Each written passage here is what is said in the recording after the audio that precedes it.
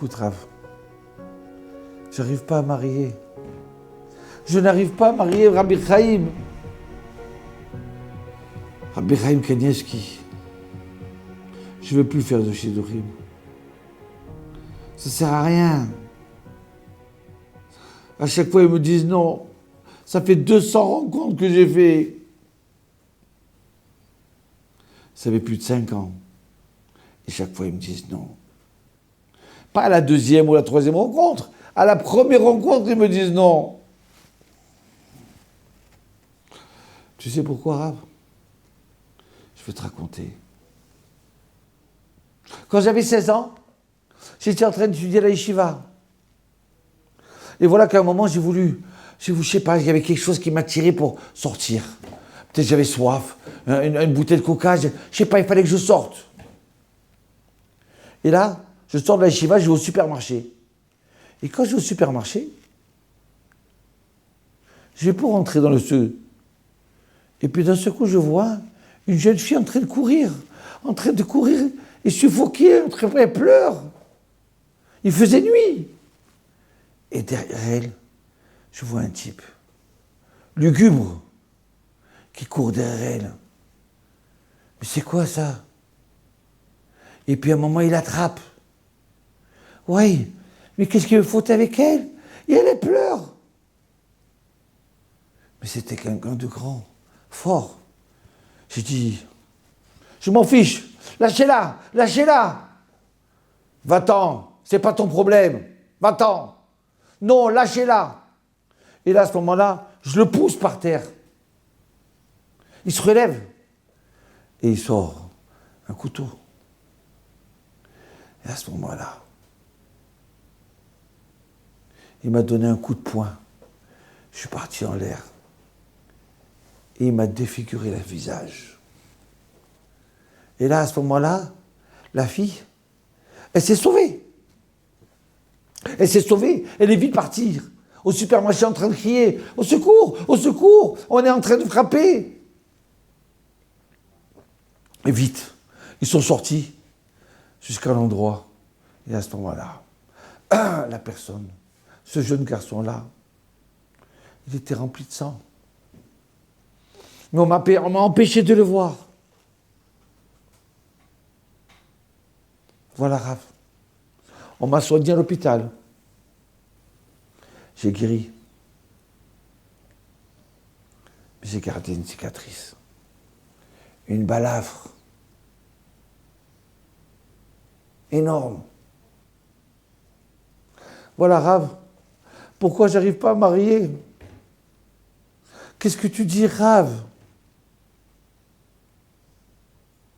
Et là, j'éclate en pleurs. Je pleure comme un bébé.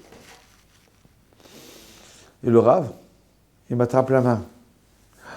Mais quelle chaleur! Je sais pas, il m'a donné une énergie spéciale. Il me dit, mon fils, tu n'arrêtes pas les Shidurim. Mais la première que tu vas rencontrer, tu vas lui raconter ton histoire. Et là, je voulais dire, mais quel rapport? Ils voient mon visage, ils ont peur, ils se sauvent. Le tzaddik, il a dit, je me tais et je sors. Et j'accepte. Et là, je rentre pour un nouveau shidour. Vous savez ce que c'est un shidour? Je ne vous ai pas expliqué. C'est une rencontre arrangée entre un garçon et une jeune fille. On se renseigne si cette jeune fille, elle a les qualités que j'attends. Est-ce qu'elle a un entourage adéquat? Est-ce qu'elle a été éduquée d'une façon noble? Est-ce qu'elle a des qualités humaines? Ou est-ce que c'est une poissonnière? Ou est-ce que lui, c'est quelqu'un, un cancre, qui s'énerve de tout, avec des caractères, des défauts irascibles? Est-ce que c'est un radin? Il ne veut rien donner. Alors une fois qu'on s'est renseigné sur le garçon, sur la fille, alors à ce moment-là, oui, on est prêt à se rencontrer. Ça veut dire qu'on fait marcher la tête, après on fait marcher le cœur. Parce que si le cœur, il marche, tu as beau lui expliquer que, mais celui-là, c'est un sorcier. Non, mais je l'aime. Mais c'est un terroriste. Mais je l'aime. Vous savez quoi? Quand le cœur, il s'est mis à battre, quand l'amour, on dit l'amour, il rend aveugle. C'est après qu'on regrette. Donc alors là, maintenant, c'est l'inverse. On se renseigne et après on se rencontre. Alors là, voilà, je me rencontre. Je vais la rencontrer. Et on s'assoit dans un endroit, dans un hôtel, dans le lobby de l'hôtel. Et là, dès qu'elle m'a vu, elle a fait la grimace. Elle a voulu partir. Excuse-moi, excuse-moi, mais voilà, je suis venu, mais si j'ai eu un contretemps. Je dis d'accord, tu as eu un contretemps, je comprends très bien, mais moi, je veux te raconter l'histoire. Oui, d'accord. Alors vas-y, raconte l'histoire. Elle était polie. Et là, je lui raconte l'histoire de la cicatrice, de la balafre. Et là, elle entend ça. Elle dit, mais tu te rappelles quand est-ce que c'était? Eh bien oui, c'était il y a à peu près il y a 8 ans de ça. Ah, et tu sais l'endroit? Oui, mais c'était cet endroit là-bas. Et puis elle s'est sauvée sur le supermarché, elle a annoncé tout le monde, les gens sont venus me sauver. Et là, de ce coup, je la vois en train de trembler. Mais qu'est-ce qui se passe? N'aie pas peur, je ne vais pas te frapper. Non, et elle tremble. Et elle commence à pleurer, elle pleurait. Je dis, excuse-moi, mais... Et juste à ce moment-là, il y a le barman, le serveur, il vient et dit, prenez un verre d'eau. Oui, mais donnez-lui un verre d'eau. Et elle se calme, elle lui dit, mais tu comprends pas. La jeune fille, c'est moi, ça fait des années que je te cherche. Je cherche après toi, ça fait des années. J'ai refusé combien de shidduchim parce que je me suis dit, Hachem, je veux le rencontrer. Je veux le rencontrer avant de me marier. Tu comprends? Maintenant, il n'y a que toi que je veux. C'est vrai qu'au début, la cicatrice, elle m'a fait un peu choquer.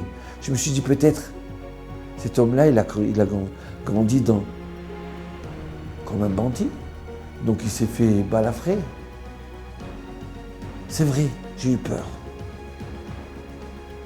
Mais maintenant, pour moi, c'est la meilleure au monde. Pour moi, c'est toutes tes qualités. C'est toi que je veux. C'est bon. On arrête la rencontre. Et si tu es d'accord, je me marie avec toi. Et là, c'est à moi de pleurer. J'ai dit, heureusement, je t'embarque chez Molad.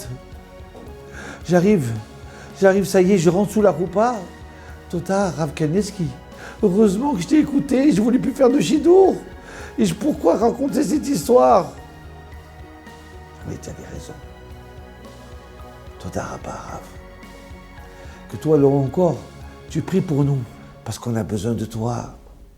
Le tzaddik, même quand il est parti, il reste encore à aimer les enfants d'Israël.